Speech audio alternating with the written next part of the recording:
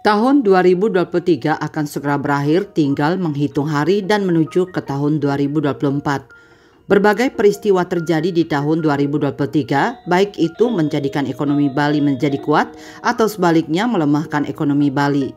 Sama seperti tahun-tahun sebelumnya, perayaan Tahun Baru mendapat perhatian lebih dari semua pihak, terutamanya masalah keamanan. Terlebih awal tahun 2024 nanti akan dilakukan pesta demokrasi yang mana tahapannya sudah berjalan. Keamanan menjadi hal penting diperhatikan bagi semua pihak. Karena Bali sebagai destinasi pariwisata dunia, masalah keamanan dan yang lainnya akan memberikan pengaruh yang sangat signifikan terhadap kunjungan wisata ke Bali. Menjadi rutinitas di saat malam pergantian tahun baru, orang-orang dari berbagai kalangan akan menyambut dengan berbagai cara, baik pesta kembang api, masak bersama, maupun pesta bersama. Jika ini tidak dikontrol dan diawasi, tentunya akan menimbulkan masalah tersendiri nantinya. 2024 tentu harapan kita bahwa di tahun baru itu kan segala sesuatunya akan lebih baik ya. Itu selalu menjadi harapan kita ya. Nah, sehingga setiap peralihan tahun termasuk akhir tahun 2023, masyarakat ekspektasinya tinggi ya terhadap masa depan ya. Yang selanjutnya masyarakat di akhir tahun sering meluapkan emosinya untuk pertama bersenang-senang ya. Yang kedua banyak orang berlibur, apalagi di Bali Natal Tahun Baru ini kan tentu menjadi objek yang sangat menarik ya. Bukan hanya oleh masyarakat internasional, tetapi masyarakat kita juga selalu memanfaatkan akhir tahun ini untuk refreshing begitu ya.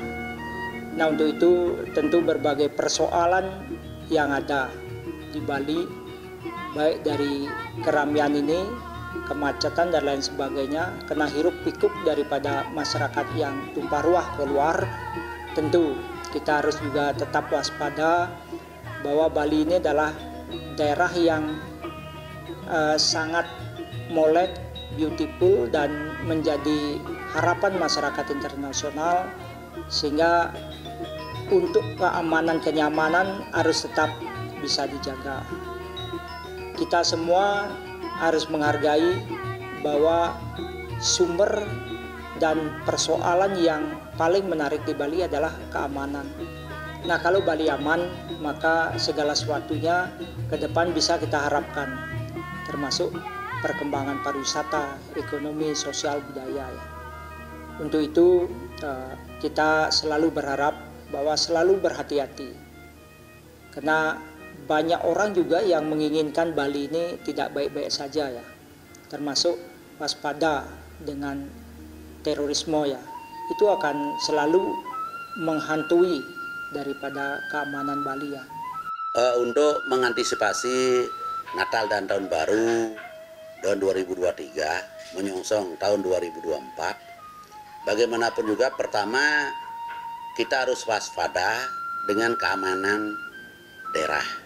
Karena bagaimanapun juga keamanan itu perlu diantisipasi. Jangan sampai mengganggu kepariwisataan yang ada di daerah Bali dan khususnya kita di Badung. Lebih-lebih kita di Canggu. Maka dari itu harapan saya pertama bagaimana sektor keamanan yang dimotori oleh Bapak Kepolisian yang notabene juga harus dibantu oleh lembaga-lembaga yang ada di desa adat, utamanya adalah Pecalang, termasuk Jagabayo, termasuk di desa dinas yang namanya Linmas, bagaimana bisa bersinergi dengan Bapak Kepolisian untuk mengantisipasi keamanan dalam rangka menyongsong Natal dan Tahun Baru. Ini adalah puncak, bulan Desember adalah puncak dari tahun 2023, yang mana puncaknya ini pasti diperingati atau dirayakan oleh seluruh umat yang ada di dunia ini. Ya, khususnya kita di Bali, bagaimana kita merayakan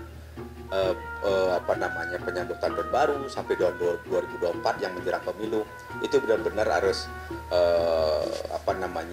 sesuai dengan dia tidak terlalu wow sekali, karena kita juga memikirkan sebuah keamanan, yang mana keamanan itu sudah barang tentu akan menjadi suatu hal yang nomor satu, karena negara Bali ini menjual pariwisata, di mana kalau tidak aman ya jelas barang tentu Bali ini tidak akan dikunjungi, karena syarat pertama itu aman dulu. Bagaimana turis yang akan datang ke Bali kalau Bali itu tidak aman? Marilah kita menjaga Bali ini biar tetap aman, baik dari teroris dan lain sebagainya. Dan bagaimana nanti dan 2024 dalam pemilu, biar pemilu ini berjalan lancar dengan asas langsung membebas rasanya, sehingga nanti apa yang menjadi keinginan kita bersama masyarakat Bali khususnya benar-benar menjadi terwujud. Berkaca dari kasus bom Bali dan sejumlah deretan peristiwa yang menjadikan pariwisata Bali lumpuh, masalah terorisme dan radikalisme hendaknya menjadi perhatian semua pihak. Bibit-bibit terorisme dan kaum radikal bisa saja tumbuh dan berkembang di mana saja, terutama di daerah-daerah yang minim pengawasan. Keamanan menjadi salah satu faktor yang penting diperhatikan dan dijaga dalam memberikan rasa atau jaminan kepada para wisatawan yang berkunjung ke Bali. Awasi penduduk pendatang menjadi salah satu cara dalam mengantisipasi penyebaran paham radikal serta mendata maksud dan tujuan ke Bali hendaknya dilakukan secara rutin. Sikap ini diambil bukan berarti masyarakat Bali anti penduduk pendatang, namun lebih pada tindakan preventif atau antisipasi akan adanya oknum yang bertujuan untuk mengganggu keamanan Bali. Semua yang terkait dengan radikalisme ini adalah ancaman bagi kita ya, karena ancaman, tantangan, gangguan terhadap berbangsa dan bernegara ini akan selalu ada ya. Kita harus yakin bahwa negara Republik Indonesia ini didirikan atas perbedaan-perbedaan ya. Semua harus diakui, yang sifatnya apakah agama, adat, budaya, perbedaan suku, ras dan lain sebagainya. Nah, sehingga ancaman radikalisme ini selalu menghantui kita. Kita harus juga selalu berwaspada dan juga bagaimana kita bisa hidup berdampingan di negara ini ya, saling menghormati. Intinya kita selalu berusaha agar tidak terjadi konflik-konflik yang terkait dengan isu SARA ya, apalagi sekarang terkait dengan pemilu 2024, apa saja bisa dimunculkan untuk mengurangi stabilitas itu ya. Hal-hal yang ekstrim pun bisa terjadi ya. Nah, untuk itu kita selalu harus waspada dan kita semuanya bertoleransi. Kita adakan kegiatan-kegiatan yang tidak menyinggung, baik untuk kepentingan politik maupun kegiatan di akhir tahun ini gitu ya. Untuk menjaga dari rongrongan teroris atau radikalisme itu tidak cukup dengan peran daripada pemerintah dalam hal ini. Mungkin itu dari penegak hukum atau Densus 88 yang sudah luar biasa bekerja keras, tapi itu juga sebagai sebuah kewajiban bagi warga negara untuk melakukan hal yang sama ya, baik dari tingkat keluarga, masyarakat dan seterusnya, desa dan seterusnya, sehingga apapun yang terjadi, apapun yang menjadi kecurigaan di di sekitar tempat tinggal kita itu tetap kita pantau. Tidak cukup terus pemerintah yang bertanggung jawab, Densus tanggung jawab, polisi yang tanggung jawab, TNI tanggung jawab, enggak. Semua harus bertanggung jawab. Ya, sehingga tidak nanti Bali yang kita inginkan adalah Bali yang aman, nyaman untuk kita semua, baik itu turis dan sebagainya, benar-benar kita rasakan nanti. Karena semua itu adalah tanggung jawab kita bersama, bukan tanggung jawab perseorangan atau lembaga atau institusi. Sudah jelas Pak, kalau di desa adat untuk penduduk pendatang, apa dia dari luar atau dari kabupaten ke daerah kabupaten yang lain, Jero Mendesa sudah membuat perarem. Peraram inilah yang memperkuat jati diri daripada desa adat.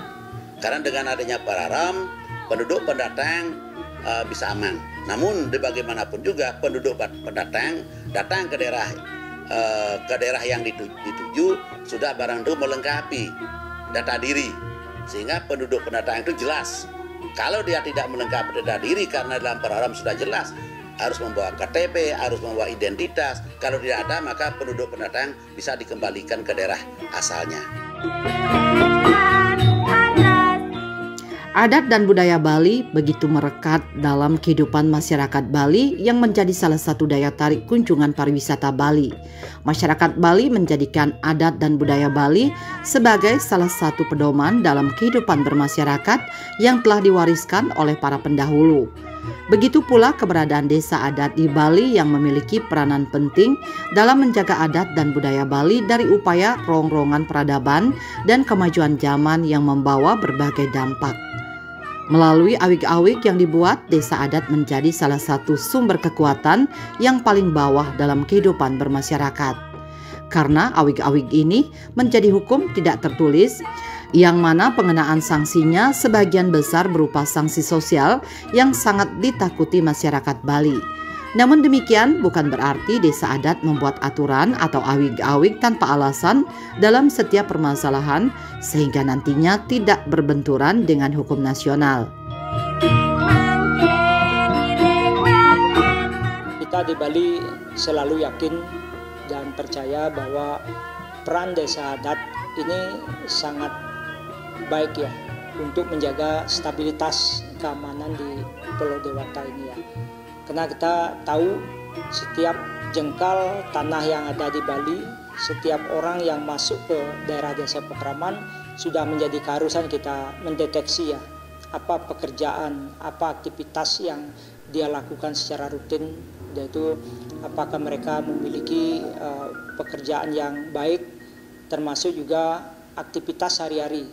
Ini dipantau terus, karena bagaimanapun kalau masyarakat Bali ini sudah memantau setiap pendatang, setiap yang ada aktivitasnya di lingkungan desa adat ini, maka hal ini bisa dihindarkan terjadinya hal-hal yang memang merugikan keamanan dan kenyamanan Bali ya.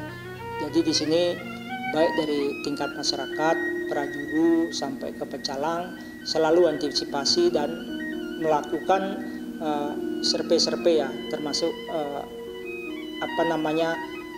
deteksi secara dini terhadap gejala-gejala yang menimbulkan kerawanan maupun ancaman ya. Kalau berbicara masalah peran desa adat yang ada di Provinsi Bali, ini sudah luar biasa kuatnya. Namun tetap harapan saya kepada jero bendesa yang ada di seluruh Bali yang notabene adalah merupakan bagian daripada benteng kekuatan di desa adat, sudah barang tentu bagaimana caranya para juru desa ini memanfaatkan para pecalang-pecalang yang ada di wilayah desa adat masing-masing untuk mengantisipasi masalah keamanan.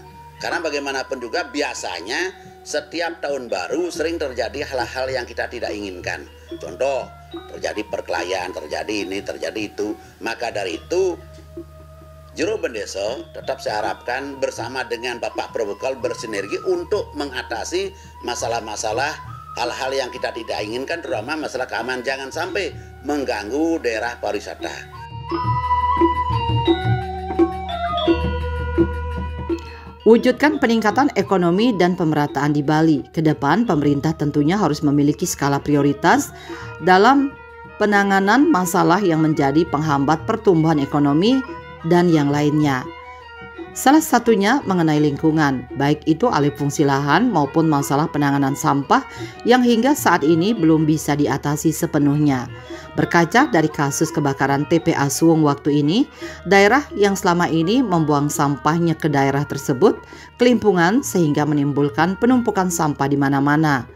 Berbagai alasan pun diberikan, mulai dari tidak maksimalnya produksi tempat pengolahan sampah terpadu TPST, hingga belum berjalannya edukasi masyarakat akan pengelolaan sampah berbasis mandiri di masing-masing rumah tangga. Kedepan tentunya pemerintah harus membuat terobosan baru, baik dengan memadukan teknologi maupun menambahkan anggaran dalam pengelolaan sampah di Bali. Bagi daerah-daerah yang tidak mampu menjaga lingkungan, ini akan menjadi sumber permasalahan ya di bidang pariwisata ya. Kita tahu persoalan sampah ini kalau tidak bisa diselesaikan dari hulu sampai ke hilir, maka akan banyak menimbulkan pencemaran lingkungan ya. Kalau di masyarakat tidak sampahnya dikelola dengan baik, tentu ini akan mengganggu daripada kesuburan tanah, udah itu lingkungan sampai kepada ke sungai ya. Dan kalau dikelola dengan baik dan disampaikan ke TPS 3R, itu juga harus dilakukan pemilahan dengan baik ya, sampai ke pembuangan akhir ya. Nah, di pembuangan akhir ini tentu juga kita tahu persoalan-persoalan di TPS ini banyak ya, baik itu menyangkut pengelolaan yang belum maksimal. Yang kedua juga dari hari ke hari, dari tahun ke tahun, sampah ini semakin besar ya, volumenya semakin tinggi karena tempat-tempat untuk membuat kompos dan lain sebagainya atau pemanfaatannya ini belum dilakukan maksimal dari hulu ya. 2024 itu adalah tahun baru yang mana kita harus benar-benar mengevaluasi yang sebelumnya, yang mana kira-kira ada suatu kasus-kasus atau yang disebut dengan sesuatu yang tidak cocok. Misalnya contohlah sampah sekarang bukan lagi menjadi persoalan yang kesekian kali, tapi sampah sekarang ini adalah persoalan yang pertama sekarang di luar daripada kemacetan ya.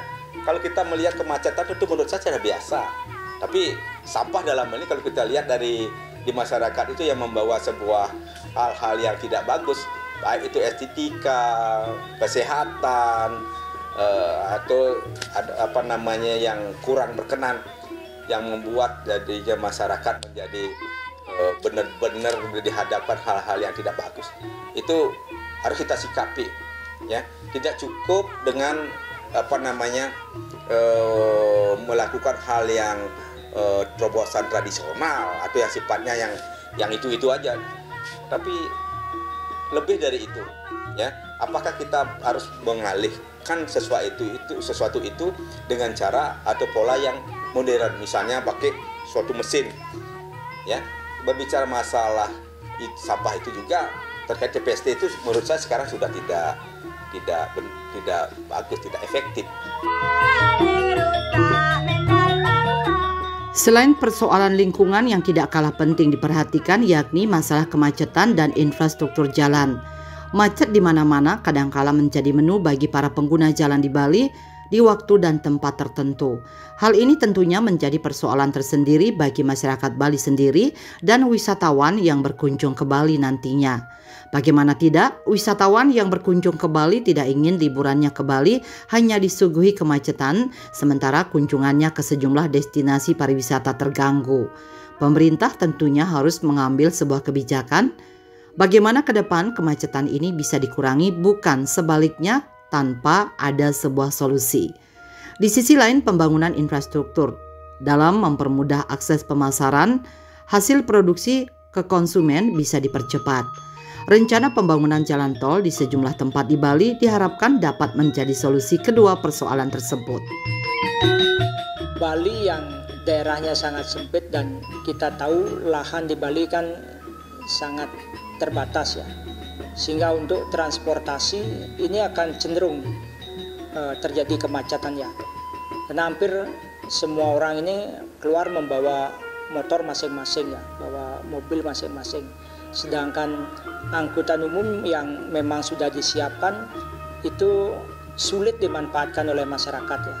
Padahal ini sudah sangat nyaman ya, karena kebutuhan masyarakat jarak tempuhnya yang pendek-pendek, udah itu cenderung untuk selalu mampir kemana-mana ya.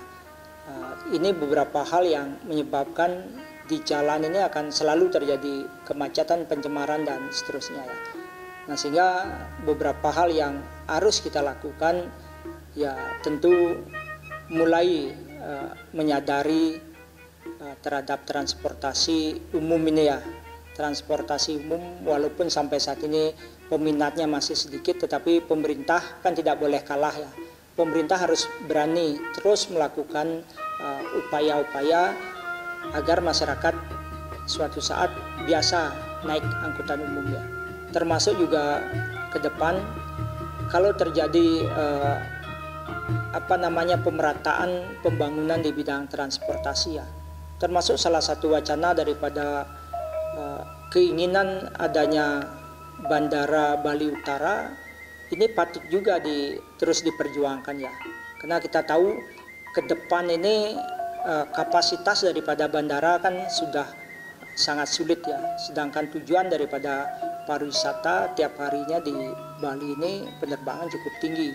Ya memang karena arus pariwisata begitu kuat datang ke Bali ya, ingat destinasi lain seperti Lombok sekarang sudah kurang ya, itu juga kurang, itu juga destinasi lain yang dicoba sekalian 10 destinasi seperti Bali itu memang magnetnya sekarang semakin kedua, sehingga mereka mayoritas itu bisa datang ke Bali, yang menyebabkan setiap high season ya, hari raya, libur internasional, itu juga hari raya tahun baru, Natalan itu pasti akan ramai ya orang yang datang, sehingga bisa melakukan wisata di klaster-klaster objek wisata khusus, misalnya maksudnya Canggu dan seterusnya. Itu memang kawasan yang setiap high season itu pasti terjadi.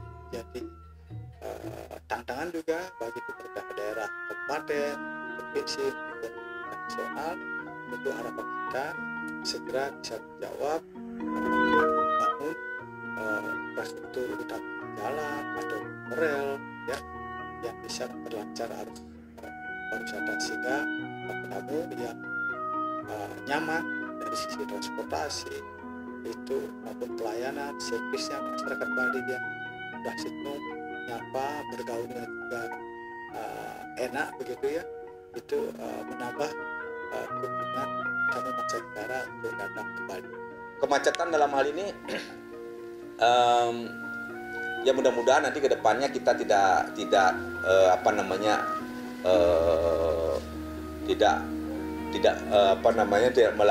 punya pola pikir yang oh ini memang begini, ini tidak boleh begini. Tapi kenyataannya kita harus dihadapkan oleh situasi atau globalisasi, yang mana kita khususnya di Bali dengan keberadaan sekarang ruas-ruas jalan yang tetap segitu ya, tapi dengan armada yang banyak itu menimbulkan sebuah kemacetan. Nah, kemacetan ini bagaimana nanti terobosannya? Terobosan pemerintah dalam ini kan tidak boleh memang seperti itu, banyak armada yang masuk. Tapi bagaimana membuat terobosan? Apakah ada jalan layang lah, atau jalan underpass lah, atau lain sebagainya? Nah, itu harus perlu pengkajian dari sisi akademisi. Ya, akademisi bagaimana sekarang dari pihak kampus diikutkan di dalam sebuah terobosan, membuat terobosan tersebut sehingga Bali bebas dari kemacetan itu sendiri. Nah, contoh aja, setiap hari kita berbicara masalah apa? Masalah kemacetan di Canggu. Bali sebagai destinasi pariwisata dunia bukan saja ramai dikunjungi wisatawan, namun juga para pencari kerja yang ingin mengadu nasibnya di Bali. Hal ini berdampak pada semakin tingginya persaingan antara masyarakat Bali dengan penduduk pendatang. Sektor informal yang selama ini minim diambil oleh masyarakat Bali, sekarang secara perlahan namun pasti mulai diambil masyarakat penduduk pendatang. Namun pasca COVID-19 yang menimpa Bali yang menjadikan pariwisata Bali hancur serta banyak terjadi pemutusan hubungan kerja, menjadikan masyarakat Bali mulai mengambil sektor informal mesti dengan persaingan yang begitu ketat. Di sisi lain, kaum milenial Bali yang selama ini belum maksimal mengembangkan usahanya dengan memadukan kemajuan teknologi diharapkan bangkit dan bersaing. Jika persaingan kerja dan usaha ini tidak bisa diatasi, maka tidak menutup kemungkinan masyarakat Bali ke depan akan semakin terpinggirkan. Kita menyadari bahwa persaingan ekonomi daripada masyarakat internasional ini cukup tinggi ya, dan kita harus berkompetisi. Untuk bisa berkompetisi tentu diperlukan sumber daya manusia yang tinggi ya. Nah, kita ingin memiliki daya saing yang tinggi ya di bidang ekonomi ya. Nah, untuk itu bagaimana kita selalu mampu menguasai daripada informasi dan teknologi. Yang kedua juga harus meningkatkan sumber daya manusia termasuk permodalan dan lain sebagainya ya. Kita juga mengetahui masyarakat Bali ini kan cukup kreatif ya. Banyak UMKM yang seharusnya bisa berkompetisi, namun karena dari segi permodalan dan lain sebagainya cenderung ada keterbatasan ya. Untuk itu dari tahun ke tahun kita berharap bahwa selalu terjadi peningkatan daya saing daripada masyarakat untuk maju di bidang ekonomi ya. Kedepannya kita harus memang dihadapkan dengan kompetensi tenaga kerja. Ini harus kita benar-benar ikut andil, baik itu merubah daripada menambah skill ya masyarakat Bali sehingga dia tidak menjadi seorang yang dianggap kalau peribahasanya budak di negeri sendiri. Nah, budak di negeri sendiri itu sangatlah menurut saya tidak bagus, dan kedepannya itu harus kita rubah. Awal tahun 2024 juga Bali diharapkan pada pelaksanaan pesta demokrasi di mana tahapan demi tahapan sudah dilalui. Tepat pada tanggal 14 Februari nanti masyarakat Bali memberikan suaranya kepada para calon pemimpin negara ini ataupun wakil rakyat yang duduk di Senayan. Masyarakat Bali diharapkan dapat berpolitik santun dan dewasa dalam menyikapi pesta demokrasi ini. Karena bagaimanapun suara rakyat sangat berpengaruh dan menentukan nasib bangsa Indonesia ke depan. Masyarakat yang mempunyai hak pilih, tentukanlah hak pilih Anda sesuai dengan hati nurani. Pemerintah kan sering menyatakan pemilu damai, pemilu damai. Mudah-mudahanlah harapan saya pemilu tahun 2024 betul-betul mencari pemilu damai yang notabene tidak ada intervensi, tidak ada istilahnya gangguan-gangguan yang sangat signifikan berkaitan dengan pilihan masing-masing, karena kita akan menyambut beraya. Seperti apa yang saya katakan, pemilu adalah merupakan ajang demokrasi setiap 5 tahun yang notabene harus dilaksanakan sebaik-baiknya. Ya, pada 2024 ini pada tanggal 14 Februari ya, kita bangsa Indonesia akan melaksanakan pemilu ya, di mana dalam 14 Februari ini kita tidak cukup memilih DPR aja. Di sana ada 5 surat suara nantinya ya, baik itu Pilpres, DPD, DPRD, DPR RI ya, DPRD tingkat 1, tingkat 2. Nah, sekarang masyarakat ya jangan terpancing dulu dengan dengan yang disebut dengan money politik ya. Ketika money politik itu muncul, sudah barang tentu dengan situasi ekonomi masyarakat kita yang sekarang ini benar-benar dihadapkan dengan situasi yang nggak bagus. Nah, money politik ini akan bisa berjalan ketika masyarakat itu merespon. Nah, padahal ya orang yang memberikan uang itu secara kompetensi dia tidak memenuhi persyaratan mungkin ya.